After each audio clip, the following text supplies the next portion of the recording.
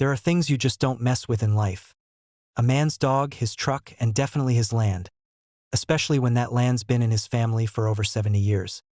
My grandpa, James Jim Harlan, is 82 years old and still mows his own pasture with a beat-up John Deere and a thermos of black coffee.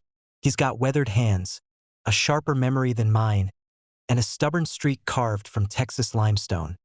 Our family's ranch is 64 acres of oak trees, fence posts, and legacy, sitting on the border of a fast-growing development called Silver Mesa. A few years back, what used to be open grazing fields got bought up by developers who turned it into a luxury rural community, complete with mini-mansions, stamped concrete, and, you guessed it, a shiny new HOA. At first, we got the usual letters. Your tractor is too loud. Please remove the rusted farm equipment visible from the property line. Your livestock are a visual nuisance. Grandpa read them all, lit a match, and used them to start his fire pit. But they didn't stop. Then last spring, things escalated. An envelope arrived from the Silver Mesa HOA marked, "Final Notice, Non-Compliance." They claimed Grandpa's barn was encroaching on community property, and that he had 30 days to vacate or face civil eviction proceedings. He nearly choked on his coffee.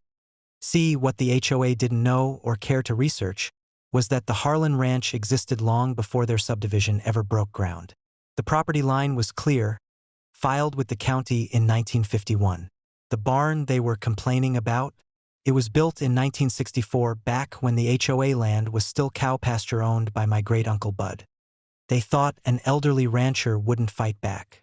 That's where I came in. I'm a lawyer, not the flashy kind, more deeds and water rights than criminal court, but enough to know when someone's trying to bully with paperwork. So I filed suit, not just to defend Grandpa, but to hit back. Our case: the HOA had unlawfully annexed 1.2 acres of Grandpa's property into their common area fencing plan without notifying us.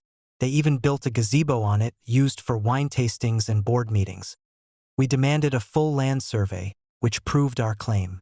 The HOA had literally built part of their community park on Harlan Ranch land.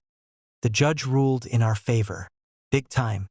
The HOA was forced to relinquish the land, tear down the gazebo, and pay $18,000 in damages and legal fees. But it didn't stop there.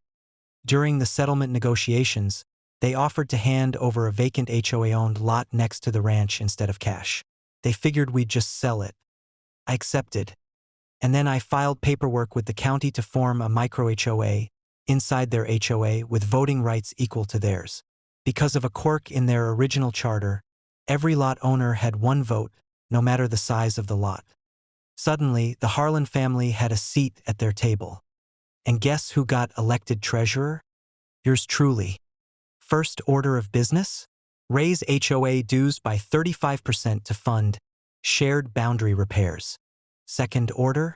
Require all board members to complete 10 hours of property law training before proposing new rules. Kirk, their president, resigned within a week. Now, every time I visit Grandpa, we drive past their fancy sign with the new message underneath, now including Harlan Ranch, EST 1951. He just chuckles and says, "Guess we finally joined the neighborhood. We didn't want to fight." But when someone tries to evict your family from their own land with arrogance and fake authority, sometimes the best thing you can do is take their seat at the table and raise the rent.